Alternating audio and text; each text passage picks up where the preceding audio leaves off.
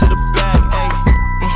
Got the foot on the gas, pedal to the metal when the lane moving fast, ayy. Let them all cross. If they hate, then let them hate and make a bigger boss, ayy. This episode is brought to you by SPI Logistics, the premier freight agent logistics firm in North America. For over 40 years, SPI has been diligently building the most successful freight agent network to provide first-class relationships for our shippers, receivers, and carrier partners. We are more than another transportation network. We are a dedicated team of professionals united by one singular purpose, and that is to expedite our agents' success. All of our agents are set up for success on day one, as they are provided with a full suite of support staff that is ready to assist them with everything from after-hours emergencies to financial and administrative needs on a no-fee basis. This way, you can focus on continuing to grow your business. There is no financial risk to start, and you have the ability to earn up to 75% in commissions. If you are looking to take control of your financial future and build your business with the backing of one of the most successful logistics firms in North America, visit www.spi3pl.com to learn more. Do me a favor and let them know that the Freight Coach sent you. What is up, ladies and gentlemen? We are back. We are live. It is the Freight Coach Podcast, the top podcast in transportation, coming to you guys every single weekday, 8:30 a.m. Pacific, 10:30 Central, to break down some industry headlines. But most importantly, you guys provide some actual insight into what you can do with all of this information. If this is your first time tuning in, welcome. This is the real side of freight, ladies and gentlemen. And I do say that before every single show. And what I mean by that is I only speak with transportation professionals, because at the end of the day, I want to talk to the right individuals who have done what you're looking to do or who are currently doing what you're trying to achieve. So you can take that information, apply it, utilize it, and see a meaningful difference in your business and your life. Happy Thursday, everybody. I am rolling solo today, and you guys know how that is, except today it's a little bit different. I didn't even realize where we were at in the episode count up until I had a guest asked to switch out of today's slot, which happens to be episode 1500, which is kind of wild to say overall, but we'll get into that. We're going to talk about some of these things here in a little bit, but we're going to jump in right away with my favorite segment. You guys know what it is. It is This Week in Freight, powered by my friends over at DAT. Again, you guys, this is 100% viewer submitted. So if you want your lane broken down on the show, I just need you to email my team, podcast@thefreightcoach.com. I need shipping city, delivery city, trailer type only. And then I just help you guys read freight markets, right? Like, this is the personal strategies that I implement in my business to win freight and move freight, because that's the difference between me and a lot of people on social media.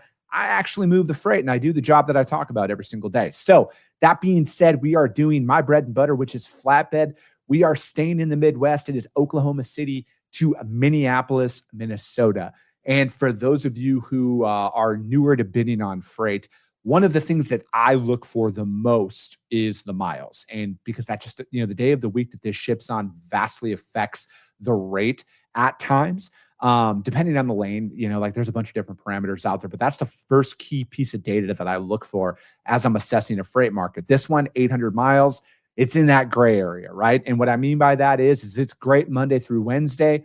If it had to be Thursday to Monday or Friday to Monday for whatever reason, you're going to see a higher price point on that, unless you get somebody who's Minnesota based or based in Iowa that it gets them home for the weekend. You might see a little bit of different rate on that compared to somebody who just needs to take it. And you might be into buying that truck mentality on this. But one thing I want you guys to be aware of, the stability factor, right? Because again, right now, a lot of people are selling on rates are all over the place, capacities, this and that, and everything under the sun. But now that we've been in this market for quite some time, the data tells a completely different story. And that is stable, right? Stability. And that's what we need to find and deliver out there to our customers, you guys, no matter what, right? Even if it is a volatile lane, you don't want to sell on fear to your customers, because that just tells them that you don't actually have the ability to do what you sold yourself on, and that is to secure long-term capacity for their freight. And, if you look at a market like this, or this lane in particular, like this is a power lane of power lanes in flatbed, right? Like Oklahoma City has a ton of flatbed freight. And then on top of that, it's the hottest market, I think, in the United States right now is Midwest flatbed. And what I mean by that is like rates are really high. Like you're making really good money if you run flatbeds in the Midwest. We move this lane quite often.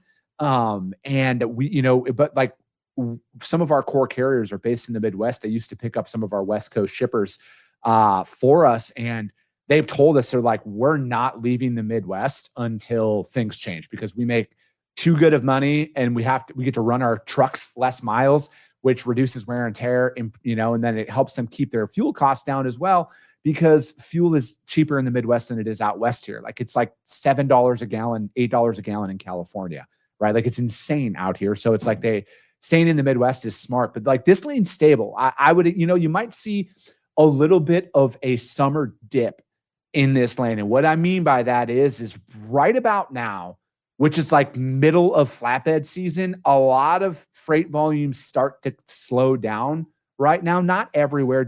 This is more of a blanket statement. You might see this from your customers, because a lot of their freight, like if you're looking at building and construction and a lot of stuff like that, a lot of these guys got their product. They're already building that stuff out there. So you might see less of a volume. And I think that's why you might see a little bit of a dip in rates here coming up. Not a lot, right? Like I'm not going to say it's going to be cut in half or anything, but you'll see that as volumes tend to slow down around that summer lull.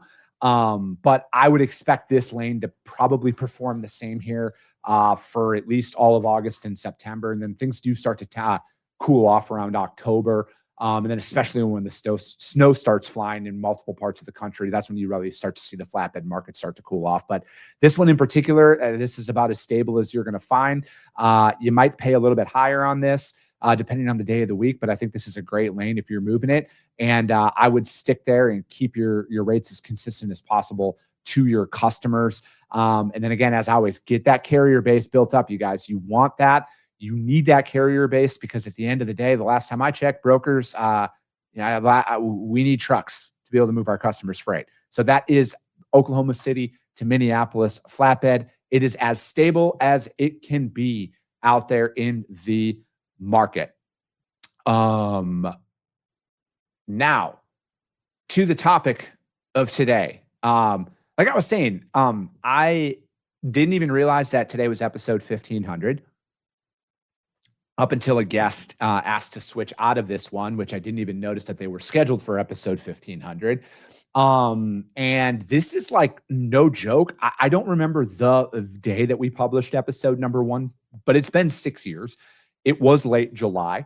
I was just, just going back for those of you who are just kind of tuning in for the first time. Like when I started doing this, I was in the bedroom of the apartment, in my bedroom in the apartment that I had just moved into when we moved down here to Phoenix. And I just spent time, and I was just talking about this on Ben Wilkins' podcast. You guys should check that out. He's the cyber guy in freight. I was just talking about this. Like I Googled how to podcast, right? Like I had no idea what I was doing. And I started it because I was delivering pizzas at the time, because I had just started my company, and I was delivering pizzas on the side to, keep food on my family's plate. And I was listening to Gary Vee, and it was like, what would I do if I was starting a business in 2020? He'd say, start a podcast, start interviewing your prospects, get people to come on. And, especially founders, like you're never going to find a founder that doesn't want to be interviewed. So I did all of that. Ironically, nobody wanted to come on the show early on, because they're like, who the hell is this Chris Jolly guy? What's a freight coach? What are you even doing? But eventually, through a lot of work, we got it built up, right? Like at this point, I'm breathing very rare air. What I mean by that is nobody's been creating content at the level that I have in regards to a podcast in transportation over these 6 years, but me. All right. Like very rarely do I toot my own horn, but nobody's done this amount of volume of episodes, especially as a solo creator that is not associated or attached to any media company that is inside of the industry, right? Like I've been solo and on my own the entire time. I've never had any affiliations with any media company. I've done it independently, and I'm glad I did, right? Like I'm glad I chose to hold out and wait for the results to come in, because early, like I've been offered, right? Like I've been offered a lot of money to bring my show onto some of these media companies' platforms, and I legitimately am glad I didn't, right? Like I've been able to build a very nice business from this, which I never thought that this was going to grow into the business that it has, right? Like I'm very fortunate to have the advertisers that I do. I mean, SPI Logistics has been the longest advertiser of mine. They've been with me since 2022. And I met them at a trade show. I was invited by the TMSA, the Transportation Marketing and Sales Association. I was invited by them to come to their conference in Orlando to talk about creating content and to do my podcast from there. And I met Mike Mikulik and James Lemon from SPI, and it has turned into a relationship and a partnership that every entrepreneur dreams of. They have been so supportive of me in both of my ventures, right? Like my brokerage that I run, we're an independent agent with SPI. And they took a chance on me in the sense of like, I had no existing book of business when I had said like, hey, I'm thinking about doing this. Can I do it with you guys? And they have always supported me. They've always been, they've had my back, because like early on, it was when I first started, a lot of people thought it was very controversial that I said fuck on my show. All right. That was the one thing that I heard repeatedly from prospective advertisers is they're like, you curse too much. It's too edgy for us. We don't want that association with our brand and everything else. And it's like, cool. I get it. Right. Like no harm, no foul. But SPI has been there since day one. They've, on the contrary, have never spoken to me about anything. Like they were never concerned about any of that stuff. I mean, neither one of us knew what it was going to turn into when we first started, but like they've been there with me since day one, essentially, right? Like, and it's like to have a partnership like that and a support system like that behind the scenes is it is truly a relationship that every entrepreneur dreams of having, and I just couldn't be more appreciative than that, right? And then Revenova has been with me now. This is my second year with them. They're the TMS that I use inside of my brokerage as well. Same thing, NMFTA. We're coming up on 2 years together here as well, and they've been a longtime supporter of the show. They've invited me out to their cybersecurity conference to do my show from there. Like this will be like I think the 5th one that I'm going to this year. But that relationship started 5 years ago. At this time, same with the TIA, right? Like the TIA just got on board here with me a couple of months ago, but they've been a long supporter of everything that I've done. They invited me to their conferences to do my show, to speak, all of that stuff. And it's been wild to see what that came up to. And then I'm just truly honored to have them have the faith in me to come out and, be an advocate, not only for their brand, but for the freight brokerage community. And then, DAT, being the official data partner, we've been working on this relationship for a couple of years now. And when all the stars aligned, I told them, I'm like, I want to bring a data component to the episode, to the podcast that nobody else is doing. And what I mean by that, like when we do these market reports, like all of the stuff that I teach you guys about how I read markets and assess these things, days of the week, transit time, all of that stuff, those factors that come into pricing, that's what I've applied in my business for the entirety of my career. But those are the strategies that I've implemented to build a multi-7-figure freight brokerage over these last 36 months, right? Like, so they wanted to be a part of it from that education standpoint. And, when I first started all of this stuff back then, it was like, I just wanted to put education and insight into the industry, right? Like I wanted to talk about the best practices that when I say best practices, I'm not sitting here saying I know everything. I don't at all. I'm learning every single day, but I know a lot about this industry. I've been doing this job for a very long time. I've hauled freight for some of the largest logos in the United States. I know how to operate at a very high level, but I've never done it on my own before. And that was kind of like that when that shift happened to get back into the trenches I kind of felt like a hypocrite early on as I was giving all of this advice, but I wasn't actually applying it in my business. And what I mean by that is, I was a consultant, right? Like I was a sales and ops trainer by hire. That's what my first business was. And, I had a solid customer base, but I wanted to bring a different angle to the content space in regards to, I'm going to build a brokerage from scratch with the tactics and strategies that I personally talked about. And I'm going to say, just sit back and watch, and I'm going to do it. Right. Because like everybody's got an excuse for everything. And I'm putting myself at the front of that line. I had an excuse for everything, but I wanted to put something out there and just like build up a playbook of information for people, because a lot of people come into this industry. Some people are very fortunate to work for a very solid organization. I was, right. Like, I always say XPO was my first employer. They're now RXO, but like they had acquired the company I had started with. But like I received such good training from that experience alone that springboarded the rest of my career. But not everybody had that.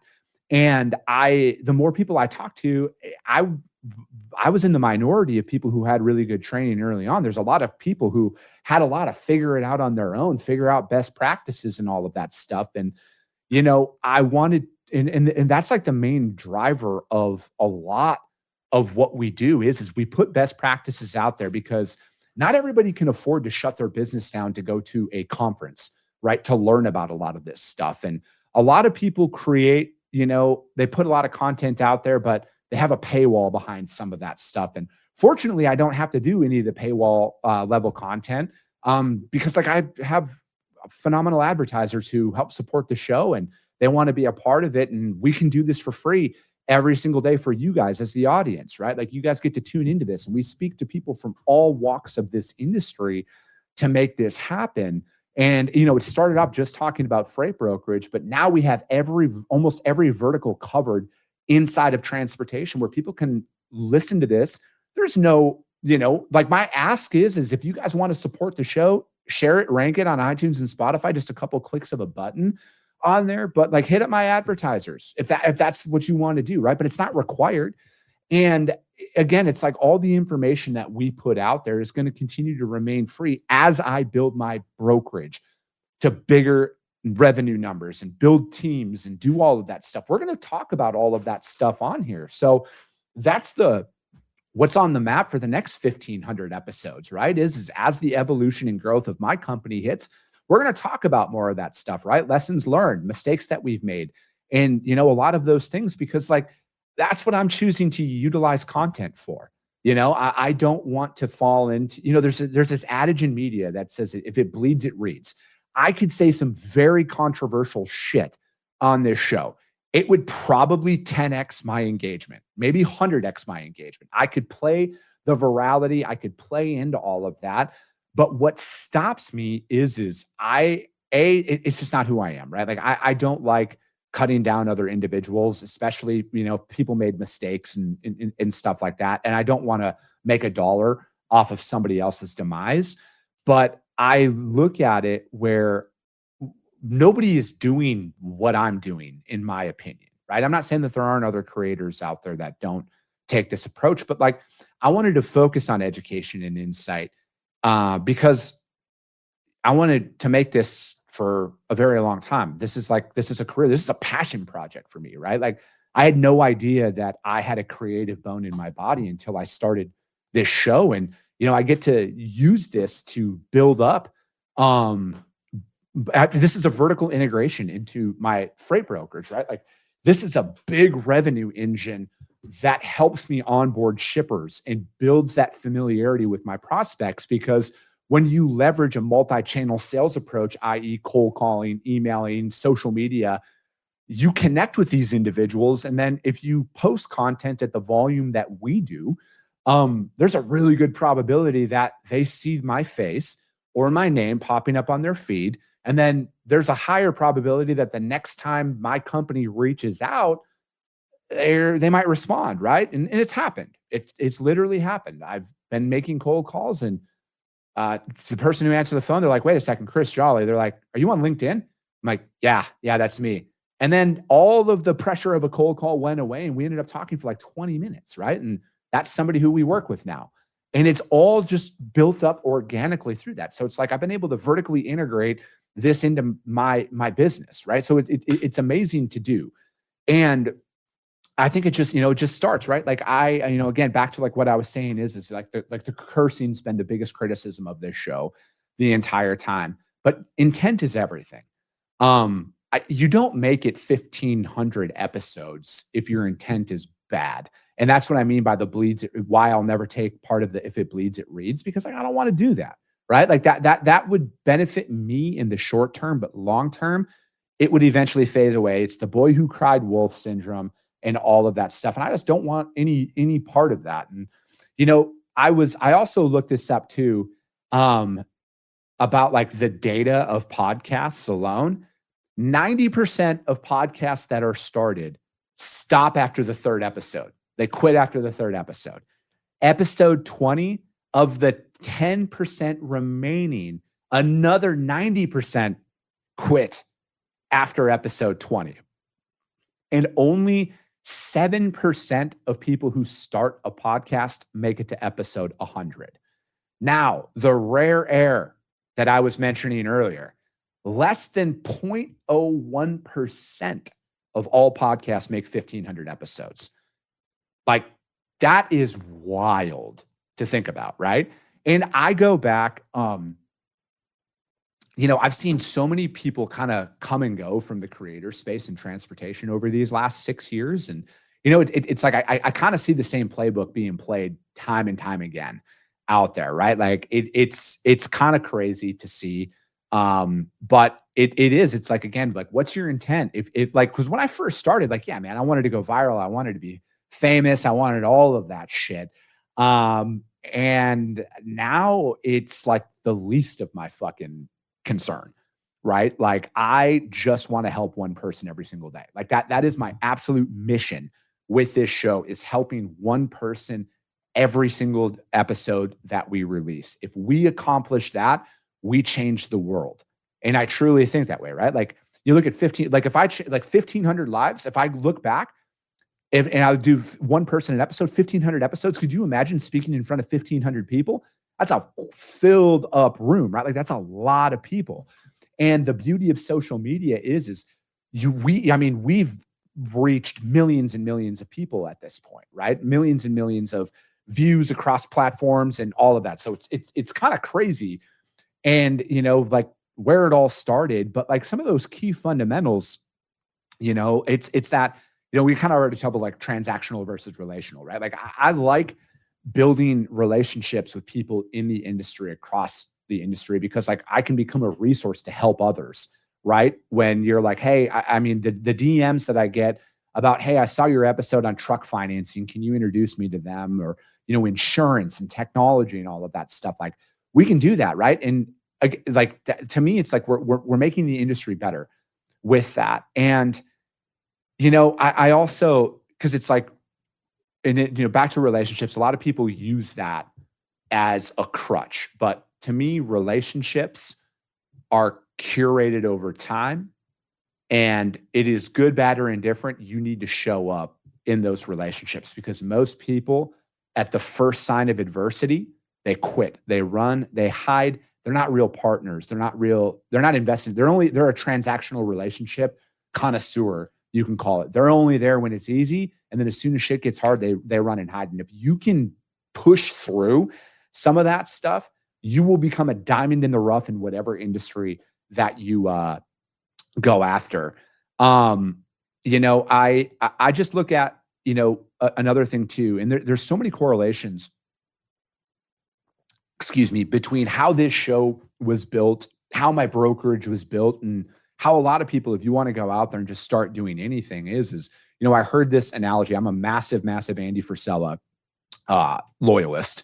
He talks about the 24-hour rule a lot. I would go and follow him because I've like legitimately applied his entire playbook to stuff. And, I was just talking about this the other day is he was a big reason, starting, like, if I look back and I'm like, if I didn't like, I would have started this one way or another, but I don't know if I would have pushed through a lot of the early turmoil that every founder goes through without sage advice from an individual like Andy Frisella. And, again, like, I don't know him personally. We don't text or anything like that. I'm in the Arte Syndicate as coaching group, but like his early content on the MFCEO project, the Real AF project, talking about that. And it's like, you just got to build this up one at a time, right? Like, and there's another book out there called The Power of One More. Ed Milet wrote it. And it's like you're one conversation away from changing your life. Like if I go and I look at all of my shippers that I work with, that was one more call that I made. That was one more email that I sent, one more video that I had sent to them that eventually built up into the relationships that I have with them. All of my advertisers down here, it was saying yes to an opportunity. It was one more phone call. It was one more little video that I made early on that got me noticed, that got me on somebody's radar. It's just that power of one more, and it's compounding and it's showing up every single day, right? Like there's days, like even this deep into it, there's days where, I'm like, God, why am I doing this? Only 40 people attended the live stream or something like that. But then it's like you get a DM from somebody who's like, hey, I applied what you said on the show. I got business. Thank you for doing what you're doing. That's why. And it's like, it's just showing up time and time again. Because the wins are rare, right? Like if most of you guys are on social media and there's individuals across every industry who seemingly only talk about how much they win. I think 99% of those are lies. Or they are embellishments from past wins because, again, I have been self-employed now for over 6 years. I've had some really good wins, but it's not every day. It's not every week. It's not every month. Sometimes it's every 6 months. Sometimes it's every 3 quarters. Sometimes it's once a year where we get a massive win and then it's back to the day-to-day operations, right? And like I've talked about, systems development has been the hardest thing for me in business.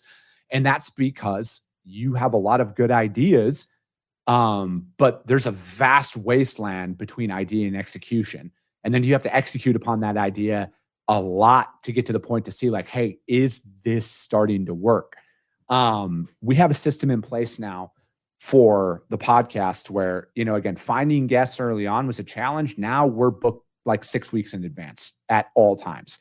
And, as soon as our shows are done, our guests receive, like we give, like we don't charge people to come on the show, right? Like if you ever want to come on the show, just email my team, podcast@thefreightcoach.com, DM me, we'll get you scheduled. I want to talk to people. And again, we don't charge anybody to come on here. And then like we give you access to the whole episode. Once it's all done, we give you the whole video file. We give you social media clips already cut and edited for yourself. We give you thumbnails for it. And my team will extract more clips for you if you need them, right? Like it takes us 5 seconds because we have the system in place. We have the technology in place. And if that video helps you land business for you appearing on my show, like that's what it's all about to me. So I think of it and I look at it where it's like, dude, those little things like that just matter the most. It matters for the longevity of it all. And, when you strip it all away, I'm just a country boy from northern Wisconsin who comes from a family of truck drivers who fucking loves the transportation industry. I eat, sleep, and breathe this shit because I have that family connection, right? And every time I smell diesel, I think of my dad. Every time I hear a Jake brake, I think of my dad. Every time I see a fucking cab over or like an old school Pete 379 fucking rolling down the freeway, like I am just a giddy little kid with it. And to me, it's the greatest industry out there. And the fact that I built a couple of businesses all from it, is all by the grace of God, but B, all because we live in the greatest country on the face of this earth. And I couldn't do this anywhere else in the world. I couldn't speak as freely as I do and build the business the way that I do in any other country but the United States of America. And that's what I love the most about all of this stuff when it all goes away. But, to everybody who's commented out there, Corey Buchan, he's one of the longest. He's here every day. Fucking love the guy. Shows up all the time. Massive supporter of it. Parker Cheney, what's going on, man? 1,500 episodes is insane. And I appreciate that about being the best in the game. And then Doug Lee, 6079. He's a single truck carrier that hauls cattle. And I listen to the show all the time. Thanks for what we do. Cattle haulers are my fucking spirit animals, dude. You guys are the best. I love seeing cattle hauler videos on social media. It's fucking amazing. You guys are awesome. But that's going to be it, you guys. Cheers to 1,500, the past 1,500. Cheers to 1,500 more. We're going to continue to show up, and we're going to continue to fix this industry for what it is, because it's going to come from us. Nobody's coming to save this industry but us, and the best people in this industry got to step up, got to say it, and we're going to make this industry, we're going to make trucking great again, as they say out there, you guys. But that's going to be it. I appreciate you guys. I love you guys, and we'll be talking to you soon. Came back with a bang, window down, yelling out money, anything. Hey, ooh, got the foot on the gas, pedal to the metal when I'm getting to the back.